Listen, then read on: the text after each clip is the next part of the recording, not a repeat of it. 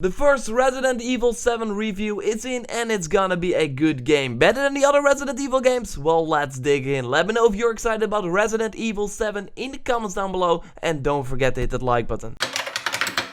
The huge Japanese magazine Famitsu already got a review up for Resident Evil 7. The game gets a 36 out of 40. This is because a Famitsu 4 people reviewed the game and then they could put all the numbers together, and that means that Resident Evil got like 4 times a 9 in the latest issue, which is super great. Is this better than the other Resident Evil games though, according to Famitsu? Well, not really. Famitsu scored Resident Evil 6 a 39 out of 40, so that's 3 10s and 1 9. This is better than Resident Evil 5. The magazine scored the 5th game in the series a 38 out of 40. Of course, it's good to know that we don't know if the people that reviewed Resident Evil 6 or 5 also did the recent review for the new Resident Evil game. We can maybe better compare this to Final Fantasy 15 that was recently released and probably reviewed by the same people. The JRPG got a 38 out of 40. The game sits at the 82 on Metacritic right now. Well, this is wildly speculation.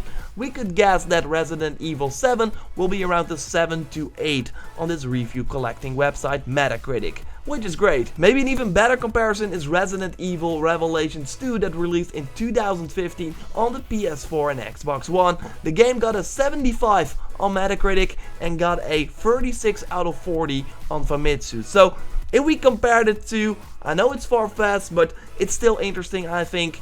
We can say that Resident Evil 7 will probably get around the 75 on Metacritic. Again, this is just me speculating. The previews for Resident Evil 7 have been pretty great, with people loving the first 4 hours of the game. Of course, the demos were good too. If you can't get enough after the story of the game, Capcom will also be introducing free DLC for the game called Not a Hero in the spring. This will be a short story scenario. More info should be coming later. There will also be paid DLC for the game in the form of 3 DLC story packs that will release before the end of the year. So it will be $30, so around $10 for every story episode. Resident Evil 7 will release on January 24th and also releases with a PS4 Pro update. So if you got a 4K television with HDR support, you can experience this game in 4K with HDR. Although I think a lot of people will choose for the PlayStation VR mode. It will come a year later to Oculus and Vive, so Sony has a year exclusive deal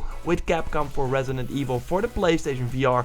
Personally, I'm too scared for Resident Evil 7. I mean, I thought Until Dawn was even scary, so I will totally say no to the VR edition. But I can see that if you are like a horror fan, then this will totally be awesome. And it's like the Silent Hills that we never got, right? It's like PT was so great and then Konami cancelled Silent Hills. And now we got Resident Evil 7 a little bit in that style. And the marketing has been really towards a sort of PT style of game. While this is totally different. There are weapons in the game and stuff like that. So it will not be like Silent Hills, but I think it will be the closest we can get to that type of game. So are you excited about Resident Evil 7? Let me know in the comments down below. Subscribe for more reactions on the latest gaming news. I will follow Resident Evil 7 for sure.